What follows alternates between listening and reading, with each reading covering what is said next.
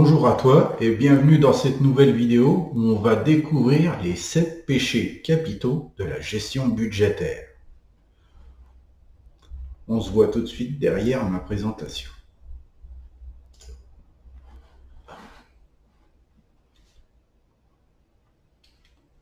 Le premier péché est l'orgueil.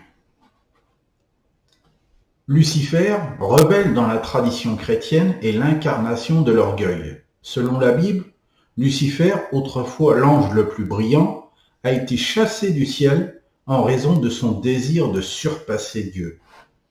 La moralité et l'incapacité à reconnaître ses difficultés budgétaires peuvent non seulement vous nuire, mais également vous empêcher de saisir des opportunités qui pourraient vous être bénéfiques.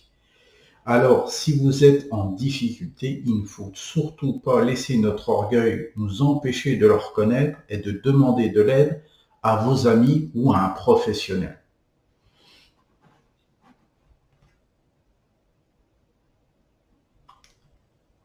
Le deuxième péché capitaux est l'avarice. Durant la Renaissance, les Médicis à Florence étaient souvent cités comme un exemple d'avarice. Ils étaient des mécènes et des banquiers puissants qui ont accumulé d'énormes richesses, mais qui ont été critiqués pour leur avidité.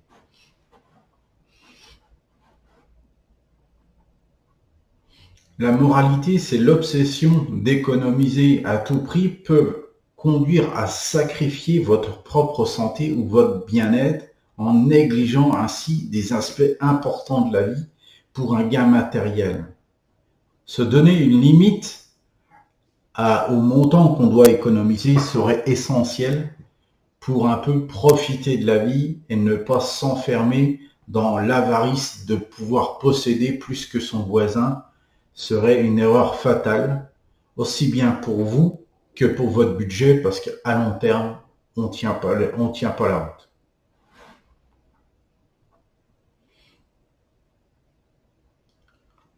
Le troisième péché capitaux est la luxure.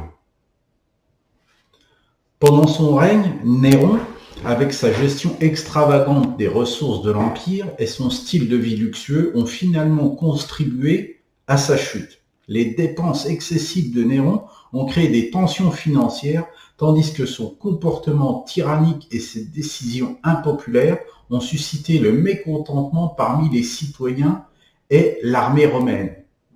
Finalement, en l'an 68 de notre ère, l'opposition grandissante a conduit à sa chute et à son suicide. La moralité, c'est que les dépenses excessives peuvent provoquer une gestion budgétaire irresponsable. Elles nous rappellent l'importance et la responsabilité financière et de la prudence pour éviter des conséquences désastreuses pour notre budget. N'hésitez pas à mettre des limites sur vos dépenses budgétaires liées à la luxure pour éviter de tomber dans des travers qui pourraient pénaliser votre budget par la suite. Le quatrième péché capitaux, c'est l'envie.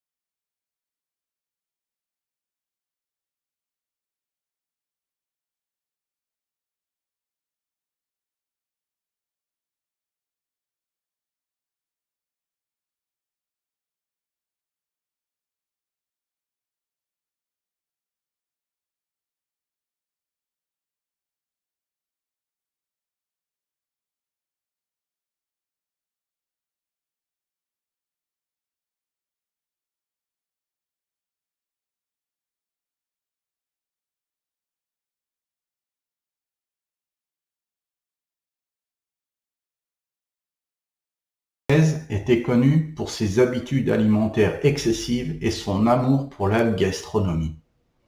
À une époque où une grande partie de la population française souffrait de faim et de pauvreté, le roi le roi Louis XVI et la cour royale continuaient à se livrer des banquets opulents et des repas extravagants.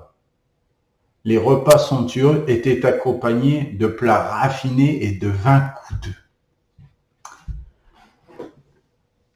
La moralité, c'est que des dépenses excessives dans les restaurations haut de gamme ou des sorties coûteuses pour vos vacances de luxe, tout en ignorant complètement votre budget, peuvent courir vite à votre perte sans penser aux répercussions financières de celle-ci.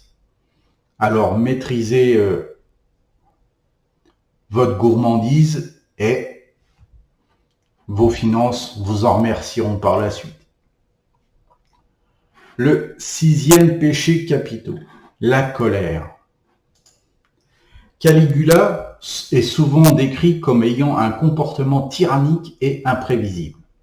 La nature de son règne a finalement conduit à sa propre chute. Caligula a été assassiné par des membres de sa garde rapprochée en l'an 41 après Jésus-Christ. En grande partie à cause de sa gestion tyrannique et de sa colère incontrôlée qui avait aliéné de nombreux partisans et d'alliés potentiels. La moralité de l'histoire, c'est que la prise de décision impulsive liée à la colère, comme des achats impulsifs pour se venger ou se réconforter émotionnellement, ne sera pas une grande efficacité pour votre budget, hélas.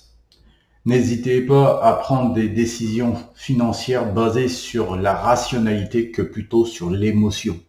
Votre budget vous en remerciera par la suite.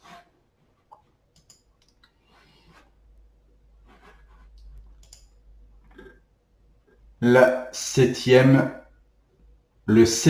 péché capitaux, et c'est peut-être le pire en termes de gestion budgétaire, c'est la paresse. Richard II d'Angleterre, son règne a été marqué par des problèmes internes et la paresse présumée de Richard II ont également contribué à la montée en puissance de ses opposants, notamment son cousin Henri, alors je dirai pas le nom parce que c'est trop compliqué, qui finira par le renverser et s'emparer du trône en 1399. La moralité de l'histoire, c'est de négliger la gestion budgétaire. Alors, on peut imaginer qu'on va pas regarder ses relevés de banque, tout simplement qu'on gère pas notre budget, on suit pas ses dépenses, en préférant tout simplement ignorer ses responsabilités financières, dans un sens. Cette personne, est coupable du 7e péché capitaux, qui est la paresse. Alors, on va faire ça dans la gestion budgétaire, donc ça sera le péché de paresse budgétaire. Comme toute personne, le suivi de sa gestion de budget est essentiel pour éviter tout problème futur. Et si vous négligez ce terme-là, vous êtes sûr d'être perdant à l'avenir. Vous subirez votre budget au lieu de le piloter. Forcément, ça peut que mal se passer.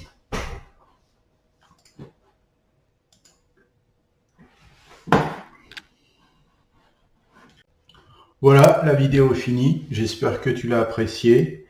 Dis-moi dans les commentaires dans quel péché capitaux tu te situes. Moi, personnellement, on va dire que je me situe un peu dans tous, en fait. Non, on va dire, bon, allez, s'il fallait mettre peut-être un seul des péchés capitaux, je sais pas. J'hésite entre l'avarice et la gourmandise, on va dire. Voilà. J'espère que tu as apprécié cette vidéo quand même. Mets un petit j'aime, ça me fera plaisir. Si t'es pas abonné, abonne-toi. Et si tu veux, des petites astuces en termes de gestion de budget, n'hésite pas à rejoindre mon groupe Facebook. Je partage pas mal de choses de valeur. donc qui pourrait peut-être t'aider. Donc voilà. Alors j'espère te revoir dans une prochaine vidéo. Allez, à ciao, bye bye.